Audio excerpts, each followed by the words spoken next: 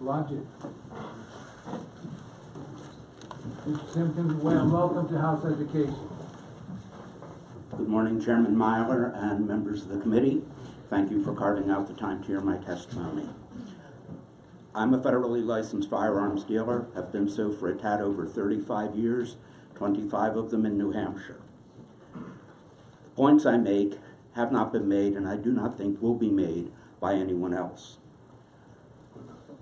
HB101 rests on a provably unsound assumption and so promotes a fraud. The fraud is that guns can be controlled. At end 2016, there were about 402 million firearms in the U.S., excluding those owned by the military. So that includes production, plus imports, minus exports.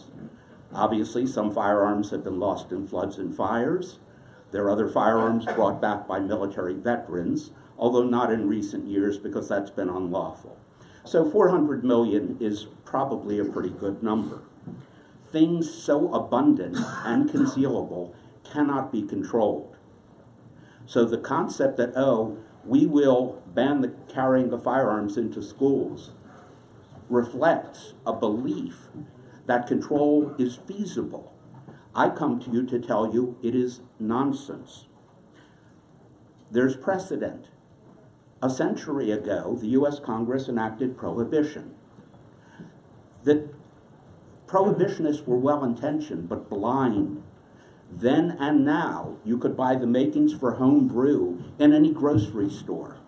What prohibition did was to enrich moonshiners and, key point, bequeath to us violent, well-organized criminal cartels. The folks who supply fentanyl are the lineal descendants of the folks who got their start via prohibition. No one should think about the concept of gun control for as much as a microsecond. It is idiocy. Further point, in the U.S., police forces do not have a duty to protect us.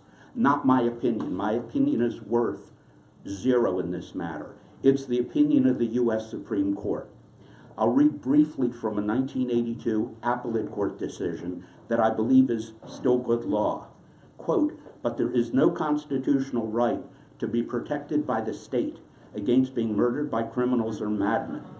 It is monstrous if the state fails to protect its residents against such predators, but it does not violate the Due Process Clause of the 14th Amendment, or, we suppose, any other provision of the Constitution." End quote. Cases Bowers v. DeVito, 686 F2D 616, 618, 1982. It's an accurate legal citation. Further, since 2002, New Hampshire has, with one exception, been among the 3 states in this union with the lowest incidence of violent crime. The source is FBI Uniform Crime Report, Table 1 and Table 4. In short, if the goal is to protect children, and that should be the goal, first, those whose records of behavior evidenced by convictions, who have shown that they cannot be left at liberty, those folks simply need to be confined. And secondly, if you're truly interested in protecting students and teachers, and you should be, because I am, we need to fund professional armed guards for schools. Well, I use the term armed guards and not police for a reason. A police officer coming upon a bad situation generally wants to lower the temperature. We want folks who want to bring it to an end. And therefore, armed guards, seeing something very nasty unfolding, aren't going to want to negotiate.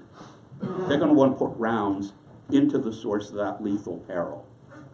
In short, we simply need to fund this, and we will be the better for it. I'll be happy to take any questions. Questions of the presenter.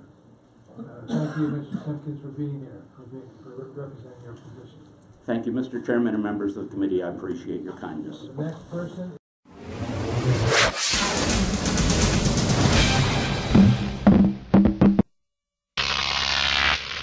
Truck TV.